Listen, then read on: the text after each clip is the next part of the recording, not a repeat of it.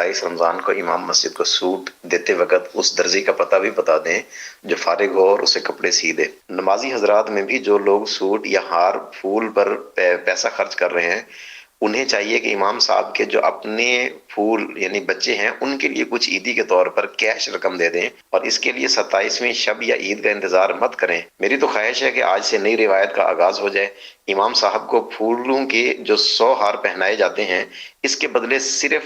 ایک ہار پہنایا جائے، اور وہ چاہے 1000 والا ہو، نوٹ والا، اور آپ کے اس عمل سے دوسروں کو ترغیب بھی ملے اور امام صاحبان کا بھلا ہو جائے گا۔ میرا بھی زندگی کا ایک حصہ امامت میں تو گزرا ہے، یہ دعوت اسلامی بھی امامت میں ہی ملی ہے۔ خیر تو میرا زندگی کا انداز اپنا تھا، لیکن عام طور پہ جو امام صاحبان ہوتے وہ ظاہر کہ اتنی آمدنی سب کی ہوتی نہیں ہے،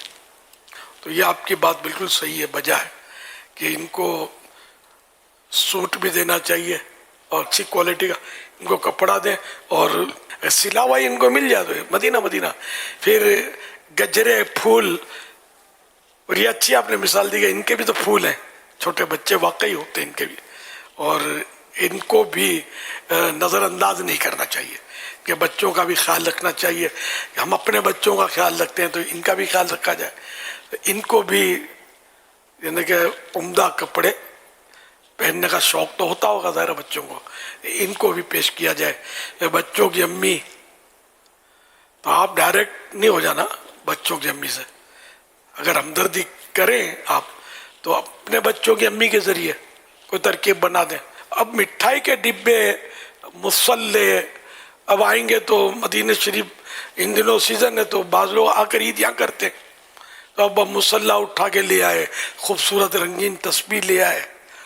اچھا یہ سب ٹھیک ہے اپنی جگہ پر، لیکن امام صاحب مسلح کریں گے کیا یہ بتائیے؟ مطلب کیا امام صاحب دکان کھولیں ان مسلوں کی؟ کیا کریں؟ امام صاحب کو یہ چیزیں تحفے میں نہ دی جائیں، مسلے، مٹھائی کے ڈبے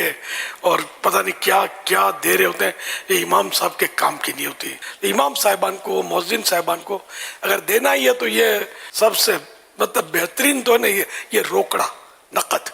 روکڑا بولتے ہیں ہم لوگ، کہ اس سے دوا بھی خرید سکتے ہیں۔ امام صاحب بیچارے بیمار ہیں، گھر میں بیمار ہیں، کوئی مسئلے ہیں، بچوں کو دوا لانی ہے، تو یہ آپ کی مٹھائی سے دوا نہیں آئے گی، نوٹوں سے آئے گی۔ اور تنخواہ امام صاحب کی کہیں جو بڑی مسجد و علاقہ مالدار ہوگا تو اچھی تنخواہ ہوتی ہے، بھائی جنرلی تنخواہیں اتنی نہیں ہوتی امام صاحبان کی، تو پیسے ہوں گے تو یہ سب کچھ کر سکتے ہیں، اپنی مرضی کا غذا بھی لا سکتے ہیں، اپنے جو غذا تھی ہو سکتا ہے ان کو نامعافی کا ہے، اپنی مرضی، تو پیسے دینے چاہیے۔ اللہ کرے دل میں اتر جائے میری